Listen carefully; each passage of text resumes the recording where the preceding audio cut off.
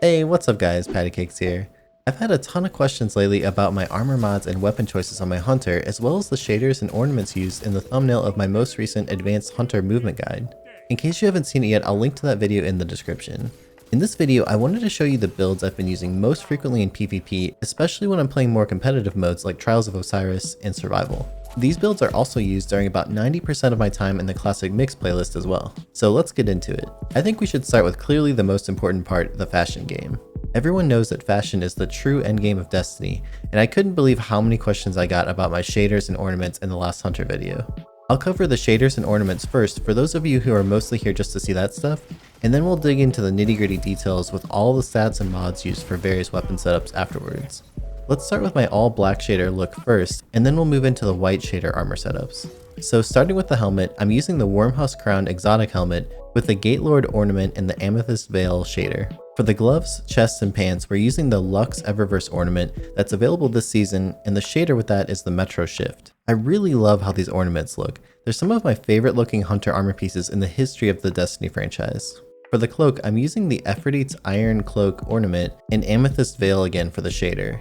There was a bug in the UI a while back where you could reacquire this cloak ornament from the collections, and then that would put it into your inventory and you could apply it as an ornament to your cloak.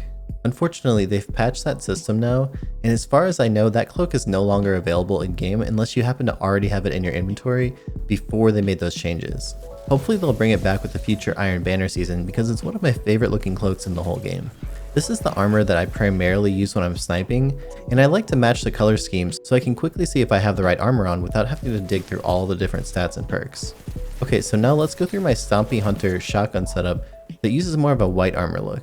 There's two variations that I like here, and sometimes I switch between them to get a different look.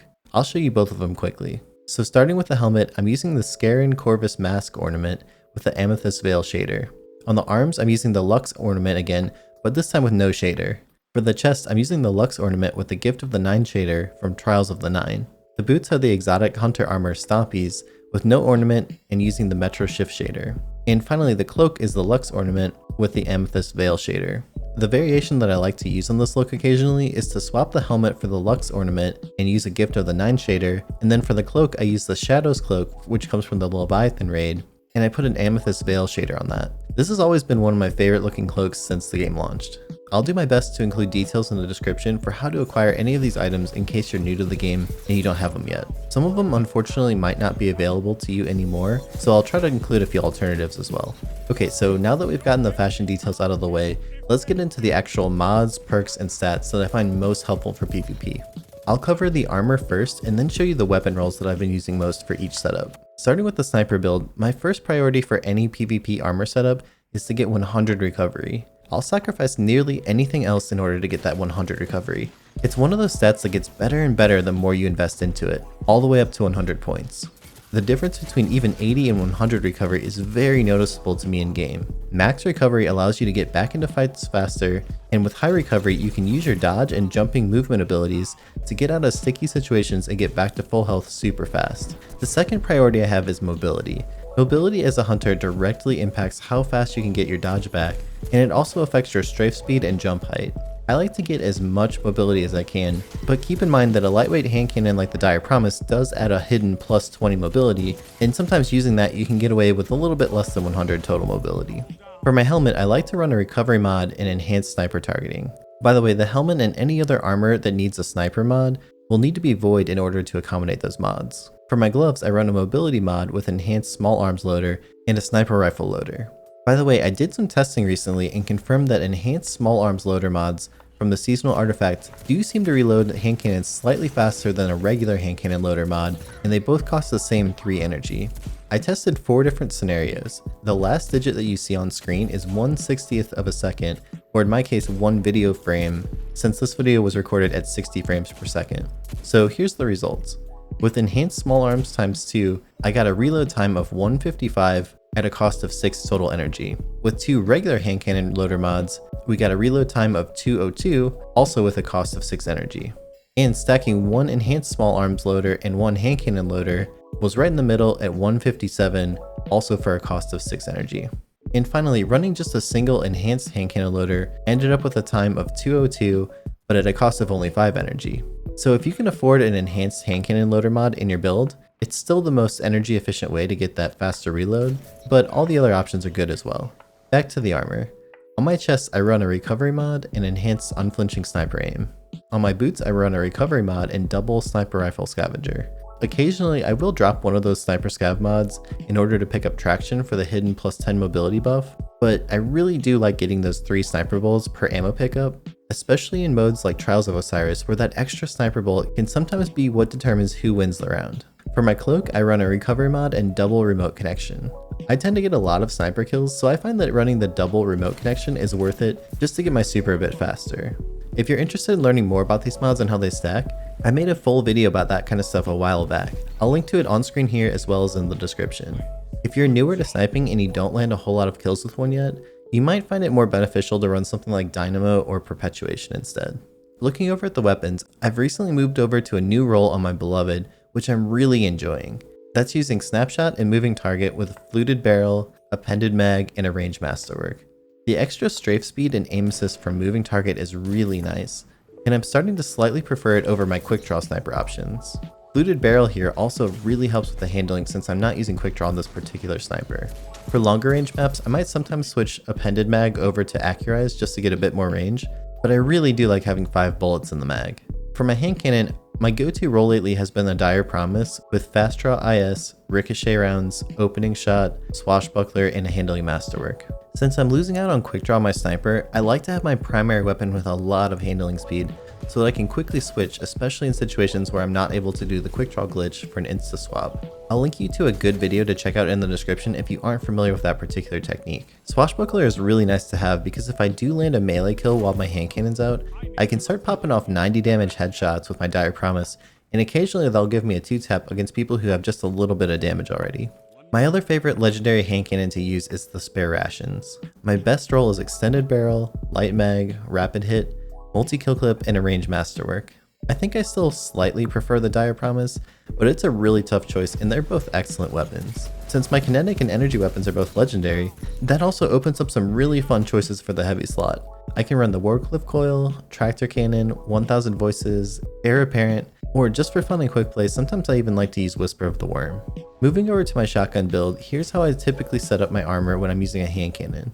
I'll also show you how I swap this around a little bit if I'm going to use an auto rifle instead in just a second. My helmet has a recovery mod and enhanced hand cannon targeting. My gloves have a recovery mod and double enhanced small arms loader. For my chest and cloak, I'm using the Powerful Friends mod, which grants 20 mobility as long as you have an arc mod slotted as well. It's an amazing mod, and from what I understand, the gunsmith can still drop it even if you're missing out on it from previous seasons. As I mentioned a second ago, you need to be using armor with an arc affinity and another arc mod slotted in order for that plus 20 bonus mobility to activate when you're using this Powerful Friends mod. You can tell if it's working or not because the plus 20 text on the tooltip should go from dimmed out to bright once you have it activated. On my chest, I'm running a recovery mod, unflinching shotgun aim, and Powerful Friends. For my boots, I'm running Stompies with a mobility mod, traction, and a special ammo scavenger. Ideally, I'd like to also have a pair of Stompies with an arc affinity so I could run double shotgun scavenger, but I don't really feel like running double shotgun scav is quite as important as double sniper scav because you tend to run over ammo for free while you're shotgunning since you're basically already on top of the enemy as you get the kill.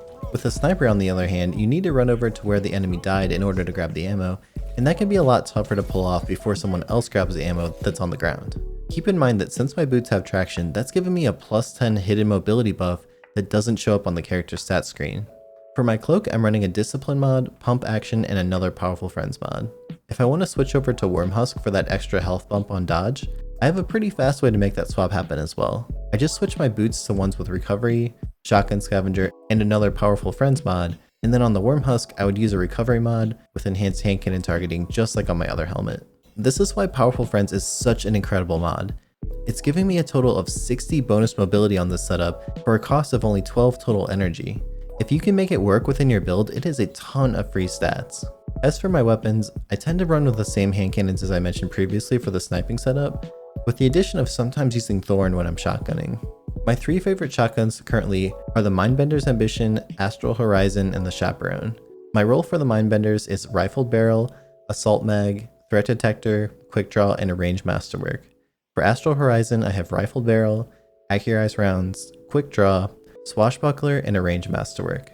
I really wish I had Opening Shot instead of Swashbuckler here, but unfortunately RNG hasn't been on my side yet to get that god roll. And finally, I love the Chaperone with the Panama Ravine ornament. I actually have a full video on Chaperone tips if you're new to using this gun. It's probably my favorite exotic weapon to use for PvP in the whole game. I'll link to that video on screen as well as in the description.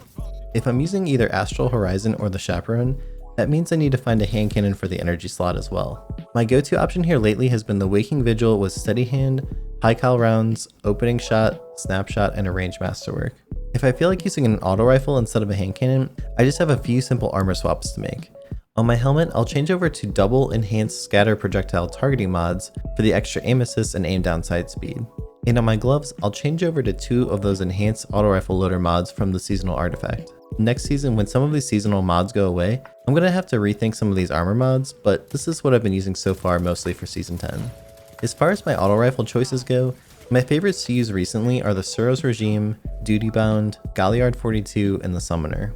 I've been grinding relentlessly to get a good Galliard, but unfortunately I just haven't gotten lucky yet. The role that I really want most is Dynamic Sway Reduction and Moving Target. Maybe someday I'll get it. Slap a like on this video and maybe we can power up the RNG gods to help me out. I've also been really enjoying the Summoner lately. My best role so far is Hammerforge Rifling, Appended Mag, Moving Target, Rangefinder, and a Handling Masterwork. As far as subclasses go, I tend to gravitate mostly towards Bottom Tree Arc Strider, using the Arc Bolt Grenades, Gambler's Dodge, and Strafe Jump. Otherwise, I like to go Middle Tree Nightstalker using Spike Grenades, Gambler's Dodge, and Strafe Jump. So I hope you guys enjoyed this video.